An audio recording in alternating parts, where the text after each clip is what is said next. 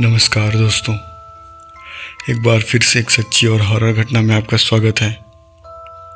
आप देख रहे हैं हॉरर स्टोरी विद एजे। तो चलिए आज की कहानी शुरू करते हैं।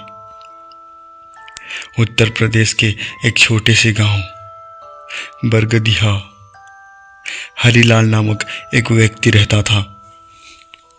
वह सादा सी जिंदगी जीता था।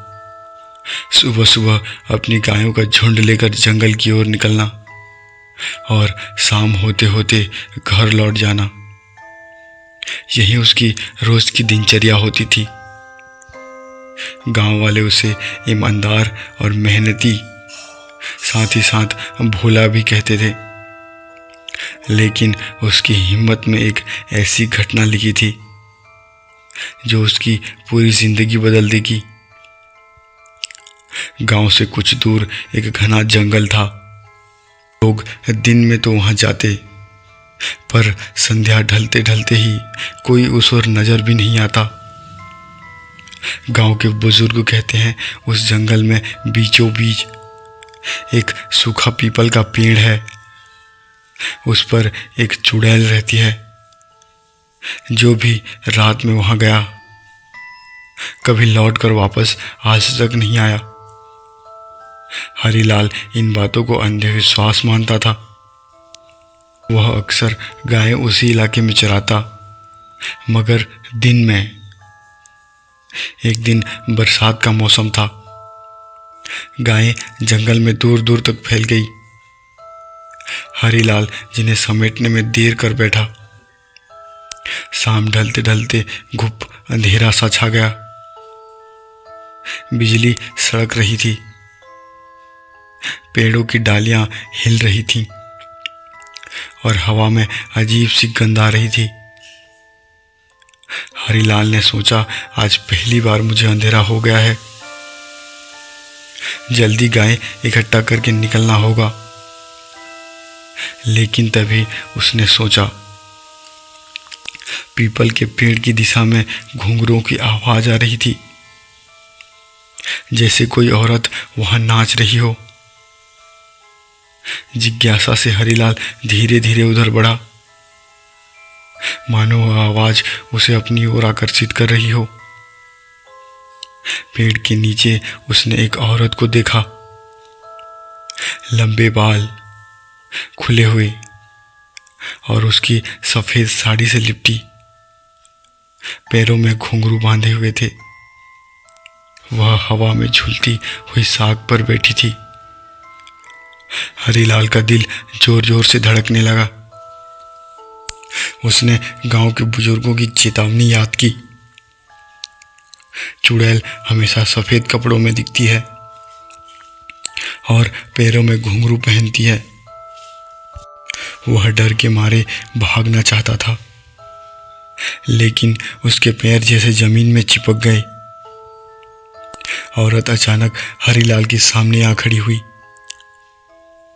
उसका चेहरा पीला, आंखें लाल और दांत लंबे लंबे थे। उसने हंसकर कहा, क्यों रे चरवाहे, इतनी देर क्या कर रहा है? तू ही तो आज मेरे पास आ गया है। हरिलाल कांपने लगा। उसने हाथ जोड़कर कहा, मुझे जाने दो। मेरी गायें मेरा इंतजार कर रही हैं। चुड़ैल चिल्लाई, गायें? अब तू मेरी गाय बनेगा। तेरे खून से मैं इस जंगल में सीखूंगी। अचानक चारों तरफ से काले साए निकलने लगे, मानो जंगल की डर हाल में कोई आत्मा प्रकट हो गई हो। सबसे चेहरे डरावने, आंखों में खाली गड्ढे जैसे। वो सब मिलकर गाने लगे, हमारे साथ आजा, हमारे साथ आजा। हरिलाल ने अपनी लाठी उठाई और जोर से प्रहार किया, लेकिन उसका उन पर कोई भी असर नहीं हुआ। हरिलाल जान बचाने के लिए भागने लगा। गायें भी भयभीत होकर भागने लगी इधर उधर।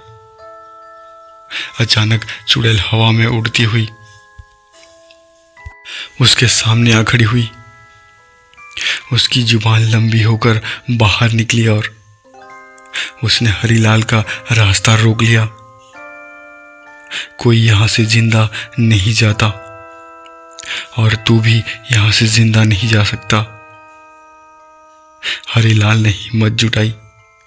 उसने जेब से अपनी माँ की दी हुई तुलसी की माला निकाली और जोर से हनुमान चालीसा का पाठ करने लगा। जैसे ही हरिलाल ने यह सब गुनगुनाया, जंगल की हवा धीरे से बदलने लगी और धीरे धीरे सब शांत होने लगा। आसपास के सारे प्रेत आग में धूम की तरह उड़ गए। पीपल का पेड़ जोर जोर से हिल रहा था, जैसे तूफान आया हो। हरिलाल ने पूरी शक्ति से पाठ जारी रखा।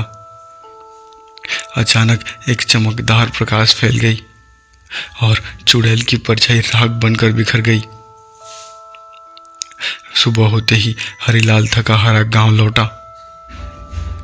उसकी आंखों में डर और शरीर पर खरोंचों के निशान थे। गायें भी कांप रही थीं। गांव वालों ने उसकी हालत देखकर घबरा गए। हरिलाल ने पूरी रात की घटना उन्हें सुनाई। गांव के बुजुर्गों ने कहा, हमने कहा था कि उस जंगल में मत जाना। वो चुड़ैल उस दुर्घटना में मेरी औरत की आत्मा थी जो भटक रही है। उस दिन के बाद हरिलाल ने कभी भी गायें उस इलाके में नहीं ली। गांव वालों ने भी उस जंगल को हमेशा के लिए छोड़ दिया। धीरे धीरे उस जंगल में लकड़हारों में आना बंद कर दिया और वह और भी सुनसान हो गया।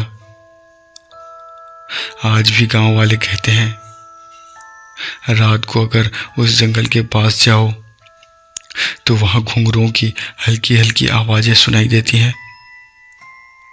शायद वो चुड़ैल पूरी तरह न गई हो, लेकिन हरिलाल जानता था उस रात उसकी हिम्मत और तुलसी की माला ने उसे बचा लिया था।